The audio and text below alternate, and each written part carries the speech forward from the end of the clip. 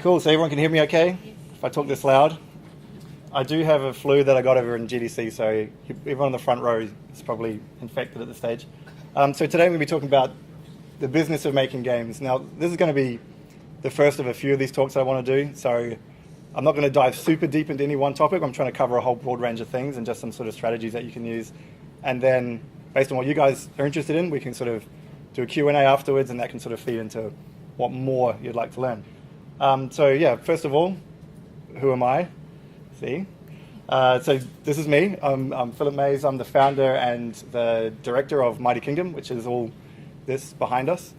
I got my start in the games industry back in 2005 working at Ratbag Games. And once that shut down, 2 months after I arrived, I ended up at Chrome, which is where I met Adam. Were you at Ratbag? You were at Ratbag? See, it was a crazy time. It's hard to remember what all happened at the end there, but I would consider that my console phase. So we were doing console games back then. Did a lot of cool work with Star Wars, a lot of stuff with Happy Feet, a lot of sort of branded content. It was really cool to work with big brands. Real eye-opener in a lot of ways. Once Chrome started to decline, I jumped ship and started Mighty Kingdom initially as an app developer. So that was what I'd call my startup phase. I started 2 other companies at the same time. So I went through a whole big sort of cycle of raising money and doing all that sort of stuff with another startup before I kind of realized how horrible that life was. Decided to come back to Adelaide from San Fran and raise my family and turn Mighty Kingdom into a games developer. So from that moment on, we ended up picking up some work with Disney, which led to our work with Moose, which led to our work with Lego. And it's allowed us to grow from the 2 people we started with to 45 people that we have now. So all of that is not just a humble brag. It's to try and offset this, which is to say all advice that you will get is going to be terrible. All advice that you get from everybody is always biased by their own experience, by the people that they've worked with, the businesses that they've run. They're never going to know everything about your business, your product, your company as well as you will. So that's my big caveat. That's my little asterisk on everything that you'll see on every slide.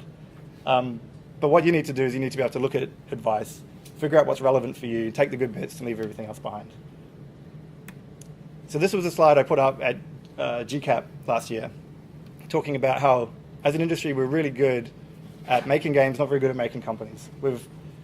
Out of the sort of the fallout of the big GFC crash and the closing of all the studios, a lot of really skilled practitioners went out and started their own little companies, right? Like that's where you get your Defiance, your Hipster Whales and things like that.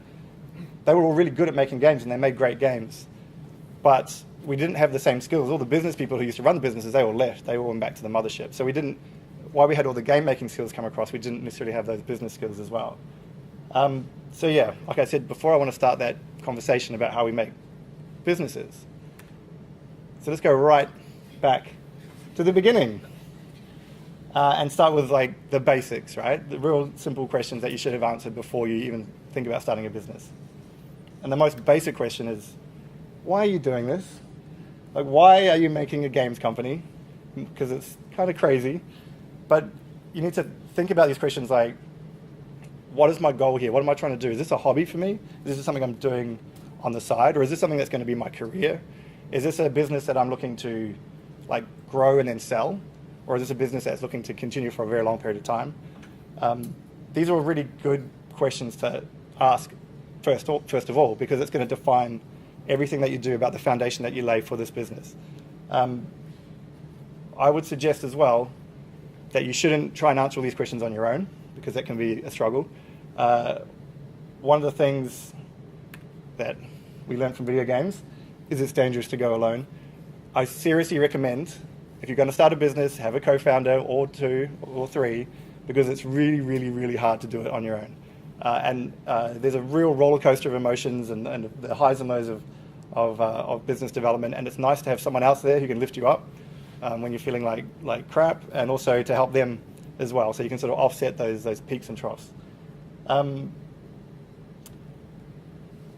Yeah, so like there are even sort of like, I was lucky enough to go through an incubator with one of my other startups, but that same incubator wouldn't take companies that only had one founder. So that gives you an idea of how much value that investors place in having those other voices in the room. That's not to say it can't work on your own. It's just a much harder road and one sort of less often traveled. But with your founders, when you're looking for people to start with, make sure that their answers to those questions before are the same as your answers, that you're kind of aligned, that you both, or all of you, have a vision about what it is that you want to achieve for the product, for the business, and what your goals are long term, so that you're all kind of on the same page.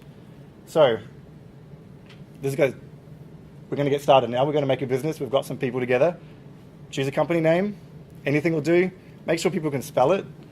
Make sure it's like a classic example from New Zealand, which is where I'm from, great country, is like She Interactive. You guys know Pickpock, the mobile gaming studio? They used to be called She. It was spelled S-I-D-H-E. And so when someone would ring them up and say, hey, I'd like to get some work done, and they were like, are you guys Sidhi? And they're like, yeah, okay, that's a terrible name. We have to change it. So pick something that's kind of plain English. Pick something that's got a domain name that you can get quite easily.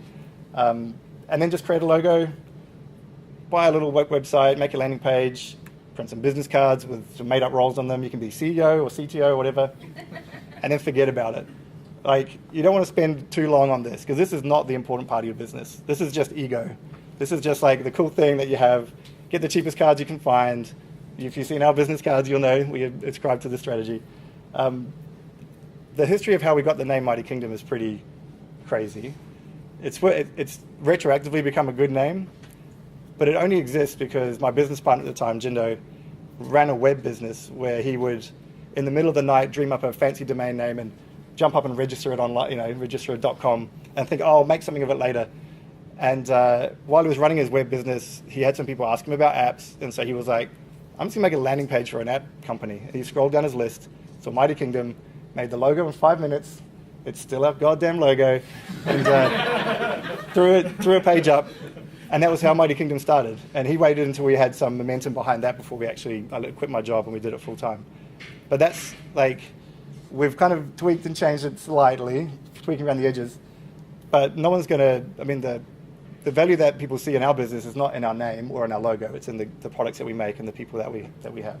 So, yes, do this quickly and then move on. So now let's talk about the other foundation for your business.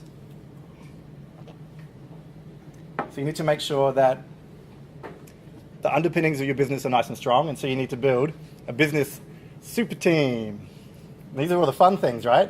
You need a good lawyer, not like this guy. You want to get an actual good lawyer. You want to get a good bookkeeper to make sure your money's coming in and out in the right way. Get a good accountant. And you need to get a good bank manager. These are all the most boring things that you can do, but finding these people is actually one of the most important things you can do for your business. And so when you think about what a good one is, actually there's one more bullet point there we go, one or more good mentors. And when you're looking to find these people, this is what you try to look for. You try to look for people who've been there before so they understand your business. You want to get away from like, oh, my mate's a lawyer, he can help you out, because he probably doesn't work in IP or it doesn't work in the tech space. So he's going to be learning as much as you. So you're basically paying for his education, which at a lawyer's rate is a very expensive education to pay for. A good bookkeeper will save you money. I've lost track of the amount of money that our bookkeeper, Rita, thank God she exists, has saved us over the years by being able to manipulate and talk to our creditors and stuff like that. And again, having a good accountant who understands the cash flow of your business, and then a bank manager who actually understands it as well. If you find all those people, that's kind of like going to save you way more money than you pay them in the long term. Now, at the start, you probably can't afford those people. I mean, a bank manager, you kind of like stumble into that usually, because it's normally like, where's my mortgage? I'll just go to that bank, right? But the other people you get to choose. So I would suggest trying out a few of them, talk to them, let them know your situation, let them know where you are in your business, let them know that there's no money now, but when there is, that they will be on the list. And that helps weed out the good ones from the bad as well, because the good ones will go on their journey with you and they'll understand the cycle of your business. Like our lawyer, Craig, I don't know if he's in today, he's not, but he was really great at being able to defer his invoices until he knew when we were getting paid. So we didn't sort of run us dry in times when it was inopportune, which works out well for him because he's come on that journey with us and now he's the one guy that we refer to everyone else. So look for people who have been there, done that, and who can add value to your business. And the reason you want to get these people on board early is that money makes people do stupid things. The people who you thought were your friends and who you talk to up front about, like, these are the directions what we want to do with the business, everything is really easy at that stage because you're talking in theoretical dollars, and you're talking about the theoretical house you'll buy and the theoretical car you drive. And everything works in theory, but often in practice it falls apart. I see so many times when some success has come into a business, and that can be a modest success. It can just be like a grant that gets paid out, and suddenly the whole framework falls apart because they haven't got the underpinnings right. You want to make sure that you have talked to people about ownership, like who's putting in how much effort and how much we get rewarded for that. And you need to understand the difference between the business and what the business owns and what the individuals own, and also how money flows through a business into the individual. You've got to get all that stuff sorted out now. Otherwise, the money will turn up in a bank account and someone will go and draw it down, and then, oh my God, everything falls apart. So get that right. And really, it all kind of comes back to this really important rule of business and of life. And it's, don't be a jerk. Usually, there is a way that everyone can be happy. And if you just follow this rule, then everyone can come out on top of most situations. Also, this industry is tiny, and the people that you piss off today will be in a position tomorrow to sign a check or grant an application or something, or even offer you a job. So you don't want to be the guy who be like, hey, wait a minute. It might not even be that person, it might be a friend of theirs. That's, as soon as they're only one reference away from finding out how much of a jerk you were that one time when you got that $2,000 grant. So the next part, so you've got your foundation laid, everyone's on board, you're heading in the same direction, your product's moving forward, you're now into the grind, right? You're now going through the motions of getting this product done and you're getting it out. One of the things you should always be doing this entire time is always be communicating. We have a lot of always be's at Mighty Kingdom. Always be shipping, always be everything. You should always be talking to people on your team to make sure that they are still aligned. People's lives change, right?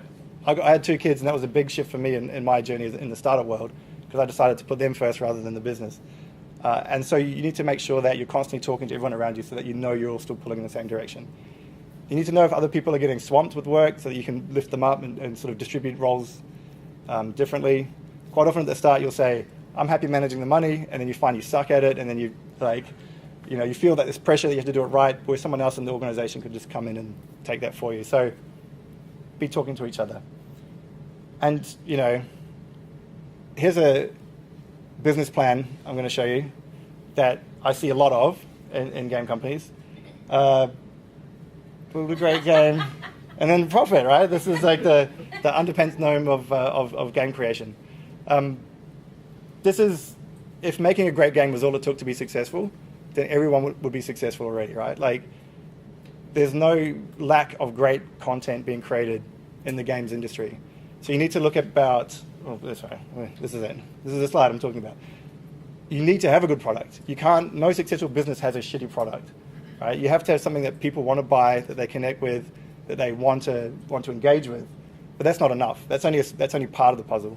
All the other parts of your business have to be up and running as well. Because you're basically like this guy, right? How are you going to stand out in a crowd of stormtroopers, right? I think about that all the time. So you should never underestimate the importance of marketing your business. And things like Avcon are great locally, but you need to think about how am I going to get people around the world to know who I am and what I'm making and get excited by it. And I did say importance here, but really what I'm talking about is the cost. Because this is an expensive exercise in terms of money and an expensive exercise in terms of time. And it puts a lot of stress on you because it's a thing that you're constantly having to think of, and it distracts you from doing the things that you want to do, which is just make a game, right? So please, please, please devote someone's attention to getting this part right. So you don't end up at the end of your grind with a product, but no market. I'm going to have a sip of water while you all think about that. So the next thing I would suggest everyone to do is make every single dollar in your business count. This means that you put those dollars into things that matter. And in my perspective, that means things that matter to your audience and to your market. But making sure that they go to things that are important for the product and not just things that you like. Like, it might be good to have a new MacBook. It is good. But you don't need that don't get that on day one. Get that when it makes sense for your business, when the business can afford it. And I know I'm in a co-working space. It's designed for the games industry, and everyone should be in here because it's really great. But don't just go out and get an office as soon as you get some cash, because it can be a big overhead that you probably don't need to blow straight away. That said, there are benefits to being in a co-working space that are sometimes intangible. So if you are going to come into a co-working space, make sure you leverage those benefits as much as you can to get the value out of that money that you're paying. Also, there's a lot of value in frugality. Being able to get things done with a tight constraints. That's often where the best sort of creativity happens, where you're boxed in by something. And the things that normally box us in, money, people, time. Time is probably the biggest killer, right? You can only do so many things in a day. But don't get money in and think, I can just go out and buy all the things that I need, get all the artists in the world. There's a saying, you can't make a baby in 1 month with 9 women. It's the same thing with the game, right? You get to a point where it's not divisible. So try and think about creative ways to solve problems. Look at how you could get 80% of what you're trying to achieve with just 20% of the effort, and look at the resources you have and look at ways that you can utilize those. So while you're in the grind, and we did talk about Sarah Treasure just before, grants are a really great way to add a little bit of cash flow to your business, particularly as you're starting up. But they also take a lot of time, take a lot of effort, and even once the grants get granted, I guess that's what they call grants, there's a lot of effort to keep up with the KPIs that come along with them, and someone has to keep the government informed, or whoever gave you the grant informed of where it's going. This is kind of the same with investors, right? Investors are a similar kind of thing. They're a massive distraction in terms of you have to spend time managing investors and not making a product, and they come with a bunch of a cost, right? Like in terms of time, you need to go there, you need to talk to them, you need to manage them, you need to make sure that you're showing them things that keep them happy and not showing them things that make them sad. But like grants is not a business model, right? This can't be your only way of making money. So don't rely on them as a way of, don't be like, I'll do this and then I'll get a grant and then we'll make our game, because that's kind of like saying, we'll do this and I'll buy a lottery ticket and then we can all get those houses and cars that we've been after. So yeah, you need to do a cost-benefit analysis there. How much time is it going to take me to do this? How much can we get back from it? Is that time I just better spend actually on my product? So for us at Mighty Kingdom, the first grant we ever got was a travel grant, and that definitely fell into the case of the overhead to manage that grant kind of offset the cost of what we got back. So in essence, one person in the office was constantly talking to the department about managing that grant, and it took a lot of his time, which time he could have been spending elsewhere in the business generating more value. The other thing that you can do in Australia, which I recommend for everyone, you're all tech businesses really, making games. So look into the R&D tax offset, but get some professional advice. This is when I should have said at the front, I'm not a lawyer, I'm not an accountant, and I'm not a financial advisor, so please don't go off and say, this guy who I just saw on the internet came and told me to do all these things, because that's not a good thing. All advice is terrible. Remember I told you that? But yeah, this is a really cool program that the Australian government has, which allows you to recover some of the investment that you make into technology and all the sort of the foundations that you lay when you're building your game. It's a bit nebulous in terms of what you get back, so you can't sort of pre-bank it, if that makes sense. But it's a nice little windfall that you can get at the end of the year.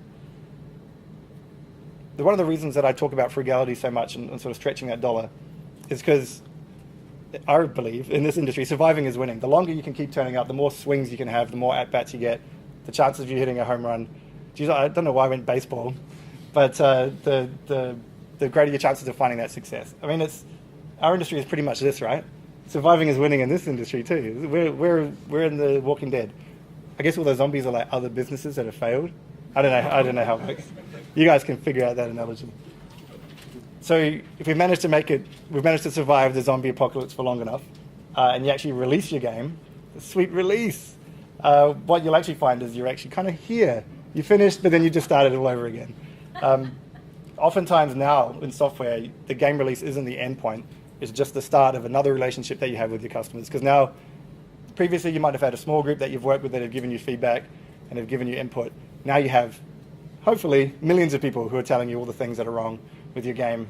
But yeah, and I guess like there's a temptation here to start going like, now we're a serious business and like let's do all the serious businessy things.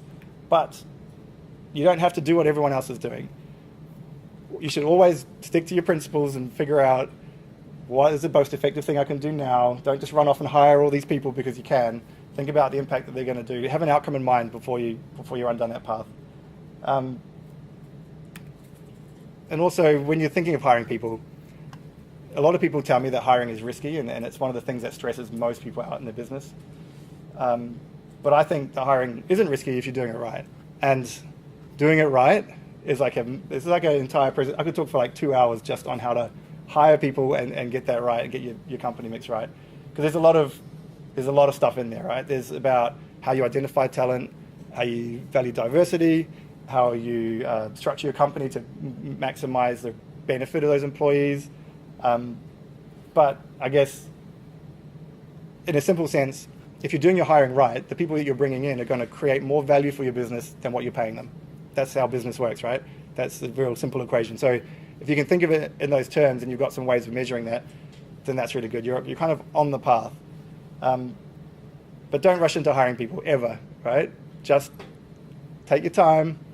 It's better to like have your customers wait an extra month and get the right person on board than sort of rush out and sort of like, oh my God, everyone's complaining about X, and then just throwing a person on it and then realizing, a couple of months later that it was the wrong decision. All right. This is one that came up in talks after GCAP. There's a common misconception here that because I got the business to this point, I have to be the one who continues to grow, like be responsible for it as it grows. This is one of those things where if you've had a lot of success and you've grown very quickly, you can feel a lot of pressure because quite often you haven't done a business degree.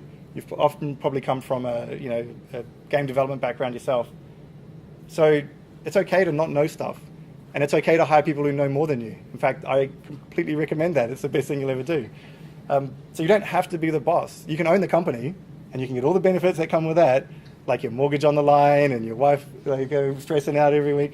But you don't have to actually run the business. And quite oftentimes it's good to get someone who knows what they're doing, who's been there before and who's done it before to actually sort of take it to that next level. And yeah, I made a note here, don't be afraid to get out of their way, because I think one of the things that happens as your business grows is like you go from a position where you've had control over everything to a position where you're giving control away. So quite often you just want to be like, what are you doing? Like, take me on that journey. So you just got to let these people understand, let these people do the thing that they're good at, and yeah, trust that your process was right in hiring them. So that's kind of brings me to like, I guess the concluding part, where I'm just going to sort of run through some stuff where I've sort of retroactively looked back at our journey at Mighty Kingdom, and then have a look at the things that helped us get to where we are. And after that, it's questions. So get your questions ready. You can see you're a real questionable crowd. One of the things, I told you it's a comedy, huh? One of the biggest things at Mighty Kingdom, I guess, for us, was a combination of good luck and good timing. So when I made the decision to switch from being an app developer to a games developer, I went out and I hired a bunch of people to force myself to find new business. And in that process, I sat down with our he's now our general manager. He was I don't even know what he was back then, producer, I guess.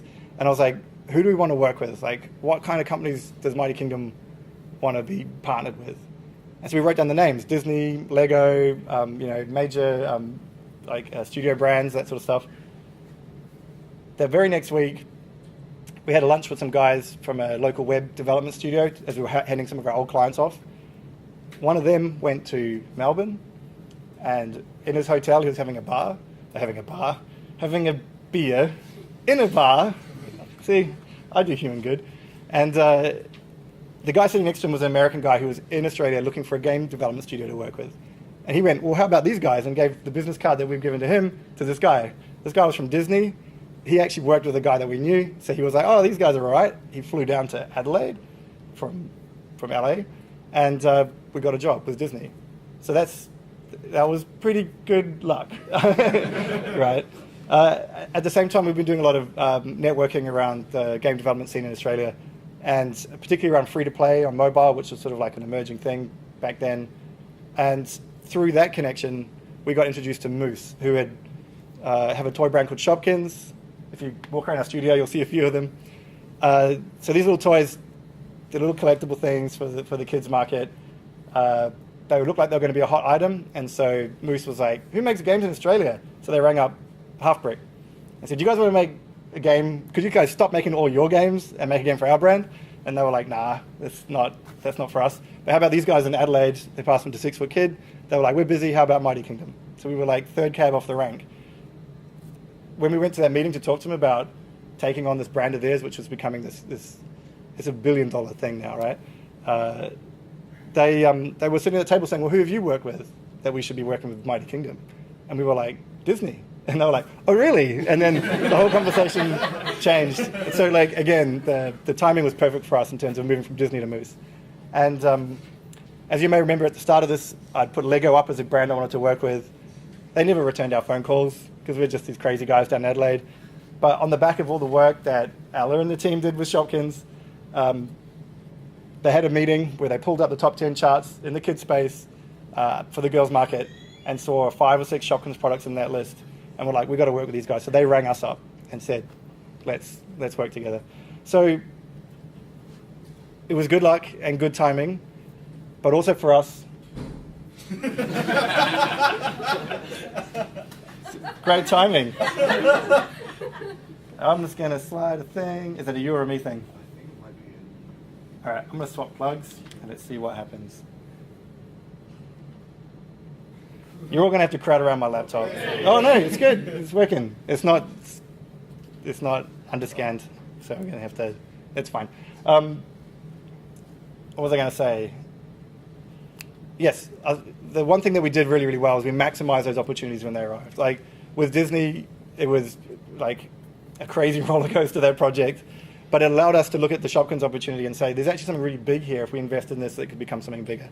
And so we were able to use the funds from the Disney project to invest into Shopkins, which then turned into like a massive success, which fueled our growth, our initial growth, and then we parlayed that into other projects with other clients. So, you know, yes, we were good, we were lucky, but we made the most of that luck that we were given. And we did that by doing a few things. So we're very customer focused at Mighty Kingdom. When you're dealing in the kids space, we're not kids. Externally, internally, yes. So you have to get into the mindset of the kids. You have to understand what they play, what they like, and look at it from their perspective. Like, what are we doing that is going to be interesting to them? Why are they going to stop playing these other games and play our game? The other thing we like to do is validate our assumptions. We want to make sure that the things that we think we know are actually backed up by information and data, not just like, well, I think kids like space games. I've been trying to make a space game for years, but kids don't like space. So we just got to make sure that you're not making things that you want. You're making things that the market wants. And so in that essence, we use market-driven design, which means we look at what's working in the market, we look at the brands we work with, and we look for the way that they can be married together and create something unique. And a nicer term for that is standing on the shoulders of giants, I think. But there's a few ways, some people call that less favorable terms. But the idea there is like, we've discovered very early on, you can't innovate everywhere in a product. You have to pick where you innovate. And so taking a common language that your market understands and then building your value proposition on top of that helps you stand out more so than just being like, everything here is new and you have to learn how to do everything from scratch. Yeah, I mean, that can sometimes work if you're in a brand new market where there's no rules. But most of the markets we play in, where the audience is, are markets that are fairly well established. So the other big thing that we like to do is we look for mutually beneficial outcomes. And this kind of feeds through to the way we deal with clients. So quite often, a client will come to you and they have a problem. They want a game made, but they've only got so much budget and they've only got so much time. And so if you have a too high a benchmark internally of what you will and won't do, often things never get started. So it's about looking to massage that deal and find a way that you can both kind of get something you want. You might not get everything you want, but you can the project can move forward and you can start looking for good outcomes. And we apply this as well to when you're talking to your staff, when you're talking to your customers, everybody. look for ways that everybody can win. And it's not about Mighty Kingdom winning. It's not about the individual winning. It's about all of us together pulling towards a greater whole. The other thing we like to do is look at creating value over the long term. So we look at, in terms of our play for our games, in terms of years sometimes, not just days. Because the real value comes when you're creating that relationship with the customer. And you've got to realize that you can do some really scody things to try and get money early out of people, but that really just turns them off over the long term. And so your brand will be associated with a particular, you start to lose that brand value. So look at things in the long term. And yes, we like to reinvest our successes. And for us, that means putting it back into the people. That means for the longest period of time, it's been hiring more people. So as soon as my accountant goes like, cool, now you guys are fine. I'm like, I'm hiring 10 people. And he's like, oh my God. So because I think and I believe and I know that if we get the right people and we give them the right environment, then that will pay itself off. So sometimes you just got to pay into that dip. You got to invest in the people and then know that it will come back out. Mentioned a house and car in here again. Obviously something in my head is all about houses and cars at the moment. But, sometimes it's about foregoing something right now because there's something more later. And for me, it's like, I could probably be living in a nice house and driving a nice car now, or if we reinvest that, then we can all be living in nice houses and nice cars. So that's what gets me motivated. And you got to hire great people and you got to get out of their way. That's like again, another whole rabbit hole to dive down about how you can structure a company to get the most out of people. Something that I think about all the time and talk about a lot. Is that right, Ella? From all the things that we do and all the opportunities that have come to us, we wouldn't be who we are today if we didn't have great people doing great product. And so they're the ultimate, most valuable resource at Mighty Kingdom. And so that's that. And that's that. That's Mighty Kingdom. So those are our little rules that we follow. And you've kind of got an overview of some of the things you should be doing as a business. Do you guys have any questions? I'm going to sip this water, and then I'll take your question. So, as the CEO, what are your roles within your own business? So what do you do? What do I do? Well, so... Philip, if you wouldn't mind just repeating the question as well. Yeah, so the question was, as the CEO, what is my role within the business? The interesting answer there is that it changes a lot. For one, I'm not actually technically a CEO. We don't kind of have those kind of roles. What I try to do is find the most difficult problem that only I can solve. And quite often that is around business structure and talking to banks and all those sort of boring things that no one else can be bothered with, and legal stuff. Currently, it's more about new business, about talking to new clients and seeing where we can go from there. So my role does change a lot. I'm a programmer by background, and so I have been known to program occasionally. For a while there, I was the only person who could write a shader in the studio, although now, thankfully, I saw someone writing one just before I came out here, and I was like, yay! So that's something I'd like to get back to. But for me, it's about finding what the business needs right now and making sure that it's being done. A lot of time, it's just like, I kind of have tended to be the escalation point for a lot of issues as well. So people will come to me and talk to me about things that aren't functioning as well as they possibly could, and so then we work through how to solve that and put systems in place that sort of get that engine moving again. So a lot of meetings, a lot of talking, and a lot of writing emails and documents. The fun stuff. All right. Any other questions? Right at the back. You talked before about the importance of backing your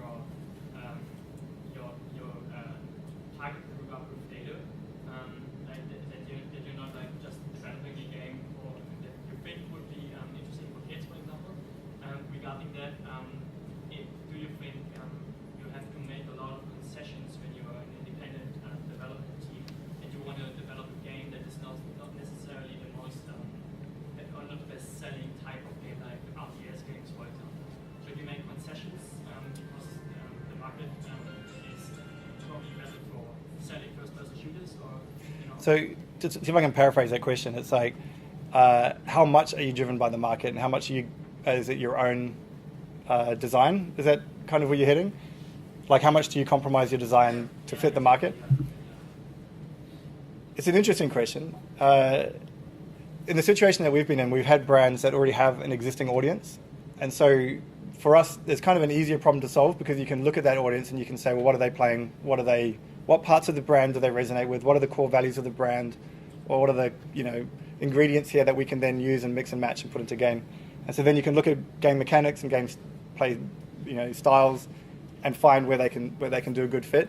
So for us, that was kind of an easier process, I guess. When you have a sort of slightly more unbound opportunity, it's hard. It's a lot of times what we do is we try and look. I don't like to be in a position where you're the only player in a market, so you're the only game that's being created, because that can mean you have to spend so much money educating people about why they should be playing your game and why this is an experience that they should sort of purchase. There's no one true path to that though, because for every example you could give of a business that went out on its own and failed, there'll be a business that went out on its own and created a new genre and defined a new market. So there's going to be a counterpoint to every point that I make. The things that I think we do, so in terms of like how we measure our customers and the way that they're responding to our stuff is, like within the kids space, you're limited in what you can and can't do. So we try and sort of cobble together a process that uses a bunch of different tools. One of the most effective ones that everyone should do is use a service called Playtest Cloud, or similar. I probably shouldn't just pick one, but what that is like you take your game, you tell Playtest Cloud who you want to play it. They go and find those people, and then they record them playing it and just talk to them about the experience they're having. That's a great way of having your ego like just picked up and just smashed on the floor and then kicked around, because they will tear your idea apart. So definitely do that, because like you got to make sure that the decisions you're making aren't just ego driven. Ego is important. Like ego is an important part of who we are, and you should understand the value that it can bring. But if you're looking at that data and you're going like, no, they're not playing it right, then you're heading to a path where you're creating an audience of one, which is just yourself. So we try and use a bunch of different tools. Once your game is live, obviously you can get data and metrics back from the players, and you can see the parts of the game that are resonating well and the ones that aren't, and you can sort of make changes there. And then there's sort of like in-between states where you've got beta or you've got soft release or you've got other tools that you can do to sort of widen the pool for little bits. So it's about using all those different tools and putting that data together to try and say, let's give the players more of what they want and less of what they don't want, if that makes sense. It's never too early to test as well. Oh, yeah. A number of years ago, there were some EA employees that revealed that their work lives was basically a state of near perpetual crunch. Yes. How would you say working for a games company relates in regards to how hard you work compared to if you were just a business application developer or other sort of programmer? So the question was about work-life balance in the game industry compared to being just a regular software developer, garden variety, boring old software developer. So I've kind of done both, but I did it through the lens of startups. And startups are a weird, freaky little thing where you're working stupid hours. So it probably wasn't a really good example of it. So in my experience, where I worked at Ratbag, I'd been there a week and I was doing 16-hour days. Right? So that's how I started in the industry. And I was like, wow, this is different. Man, like everyone works way hard here. But when I worked at Chrome, it was a little bit more balanced. Those crunch periods would only sort of last a few weeks at a time around milestones.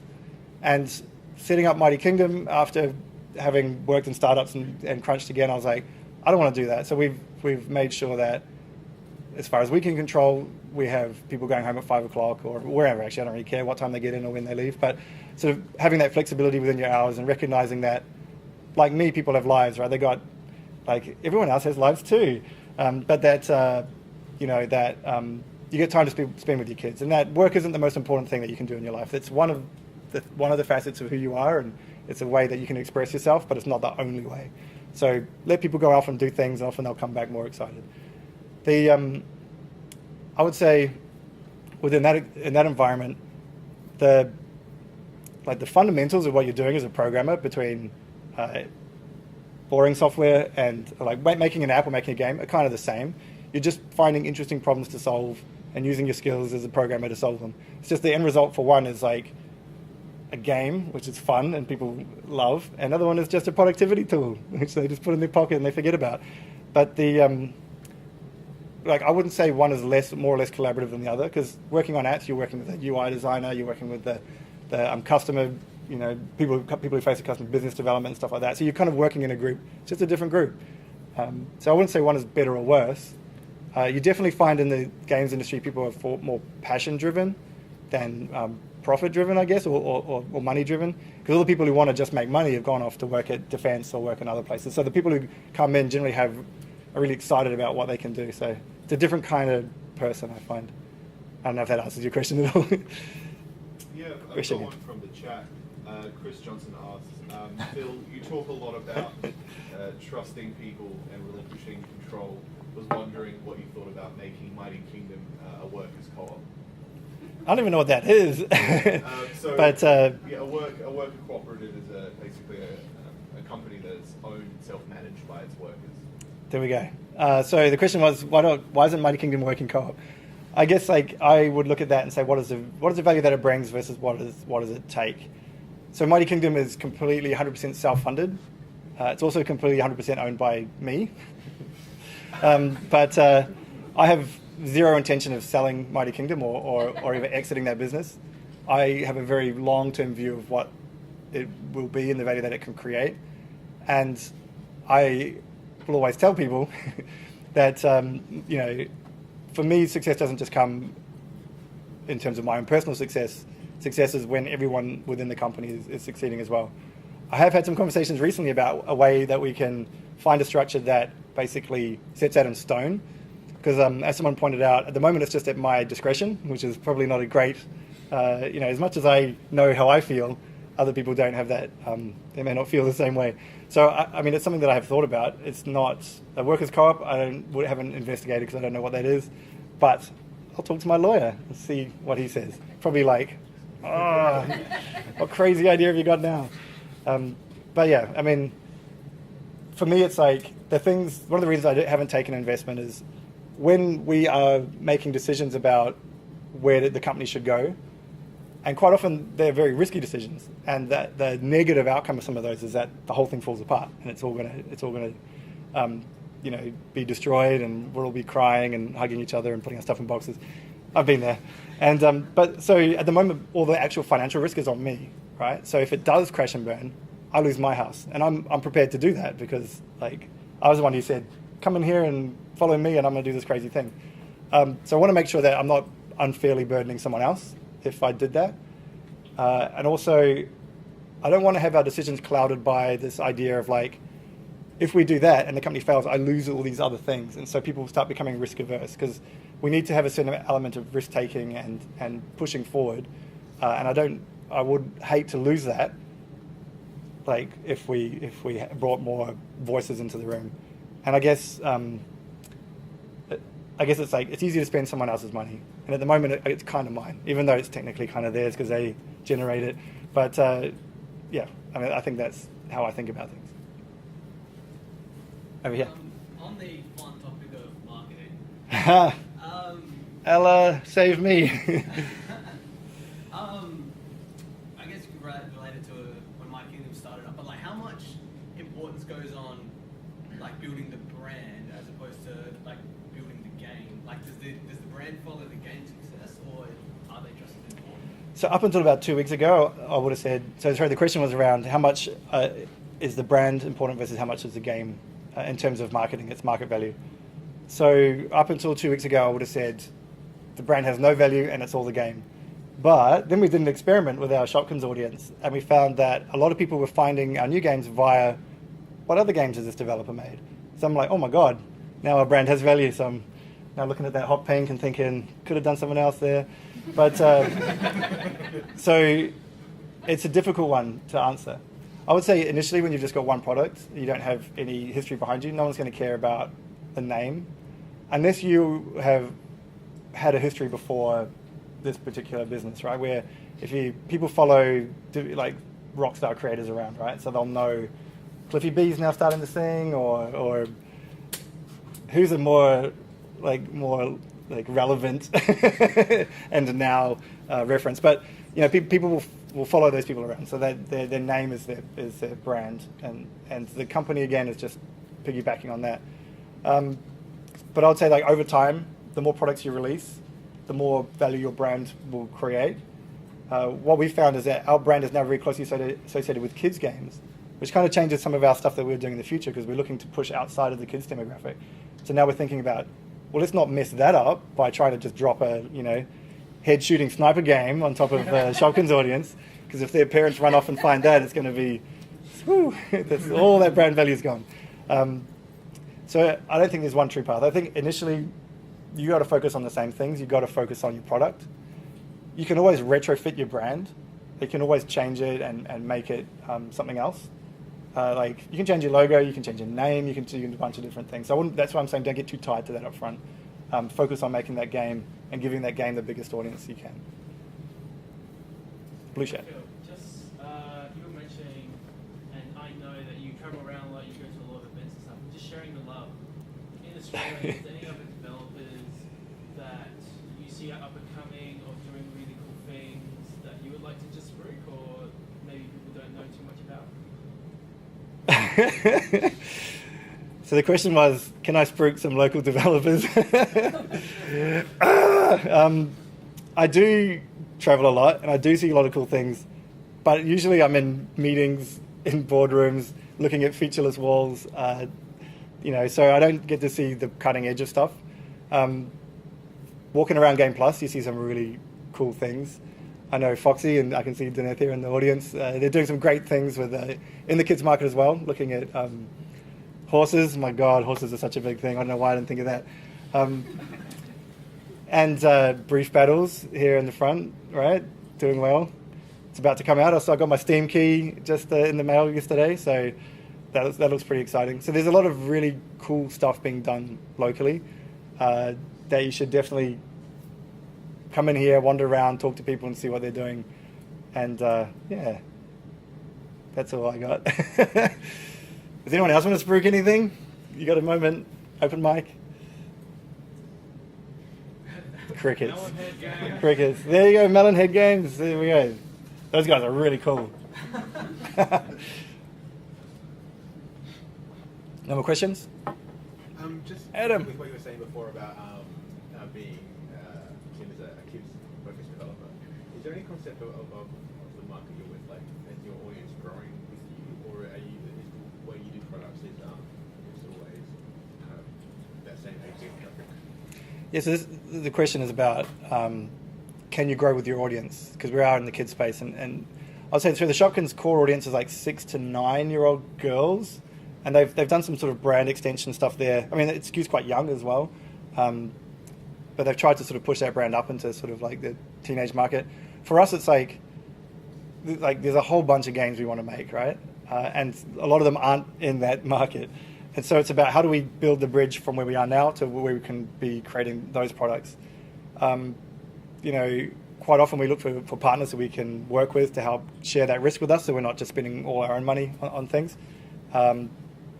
But when you're out there talking to those brands, if you say, you should give us like cool slasher horror, IP, and they're like, yeah, but you guys make kids games, it's a bit of a tall order. So we're looking at ways of pushing that demographic within the girl space into older stuff. So Lego's a great brand to help move that demographic up. And then we're looking to partner with other people who are in slightly different demographics. So we have a cat collecting game that's in development at the moment. It's in soft launch in the Philippines. And that's sort of at a sort of older female audience, I guess, would be the kind of like the core demographic there. And that's sort of like another beachhead for us. So it's kind of like, you land here and you expand, and it would be, I think the biggest risk would be to like just jump out of that market and jump over here. So we need to keep working within the kids space and building that out, but also sort of look at taking some risks and elsewhere as well. But they'll probably be in a pivot of the brand that's more relevant to that market, if that makes sense. We might see Fighty Fighty Kingdom. Kingdom. Oh yeah, I'm liking it. Any other questions? Any? You mentioned that this would probably be one of many talks that you hope to do. If Adam lets me. Do you think you would do one on the hiring process, since you said that was something that you thought you could expand? I love to talk about it, so if you guys want to hear about it, I can totally do it.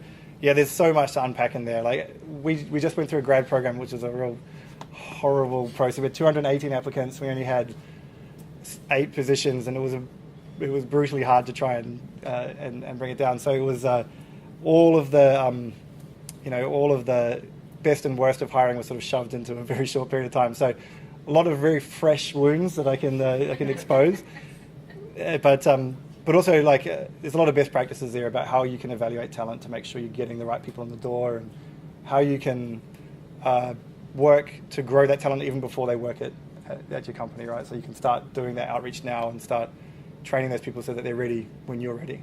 So lots and lots and lots. Any more questions? Do you guys want to see some Hollow Knight? That's what's next, right? All good? Thank you guys. Thank you all.